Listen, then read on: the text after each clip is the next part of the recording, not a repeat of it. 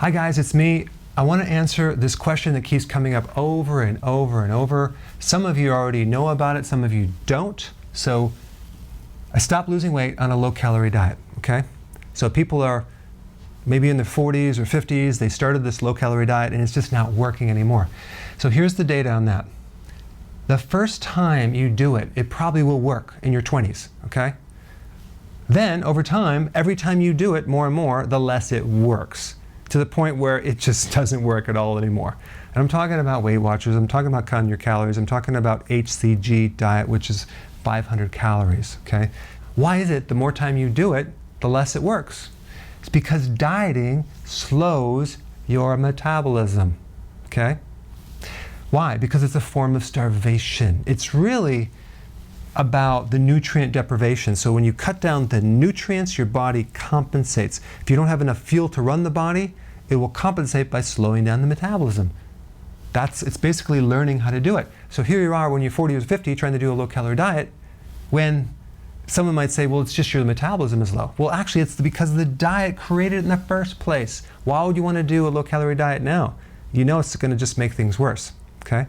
So what is the missing piece? What do you need to know to reverse this? Let's talk about that.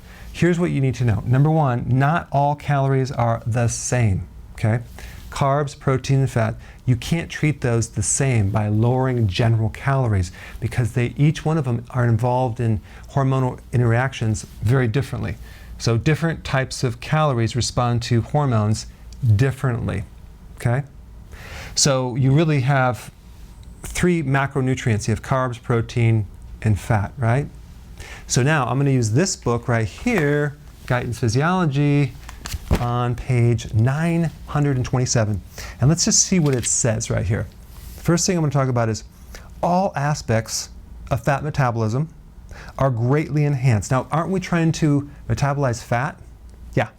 All aspects of fat metabolism are greatly enhanced in the absence of insulin, okay? So insulin is the hormone we need to bring down.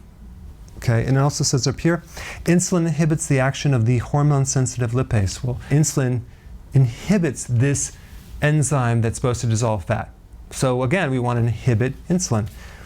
And then it says right here, therefore, when insulin is not available to promote glucose entry into the fat cell, so basically one of the functions of insulin is to help you absorb fuel, glucose fuel in the cell. When it's not available to do that, fat storage is almost totally blocked. So you're not going to store fat anymore if you actually lower insulin. You're going to enhance the metabolism of fat.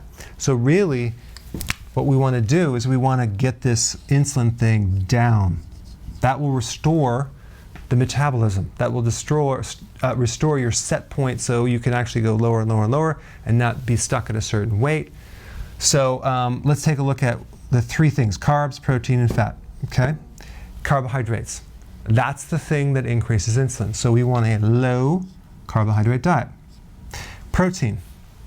Well, protein also is triggered by, can trigger insulin as well if it's too much. So a moderate amount of protein would be fine. So you can have 3 to 6 ounces per meal and that would be fine, but don't do massive amounts of protein. That's going to increase insulin. And by the way, the lower the fat in the protein, like a protein powder, the more the insulin spike. Whey protein being the highest. So we want fat with the protein. You don't want to go low fat anything. And so that's kind of probably conflicts with what you've been doing and what you've been taught. And maybe you heard of the glycemic index, the index of all the carbohydrates that can activate your blood sugars, right? Well, there's also an insulin index, I read about in my book, that shows you all the non-carbohydrate things that can increase fat. So fat has the least effect on insulin. Okay, so fat is not the thing you want to worry about. And the other factor to trigger insulin is frequency of eating. If you're eating 5 to 6 small meals a day, every time you eat, you spike insulin. So we want to have less frequent meals. It's called intermittent fasting, but make sure you don't reduce your nutrients and your calories. So again, a lot of you have already heard this a million times, but this is for the person that has not heard this. It's very important. So you want to lower this and you can start to lose weight and restore your metabolism. Thanks for watching.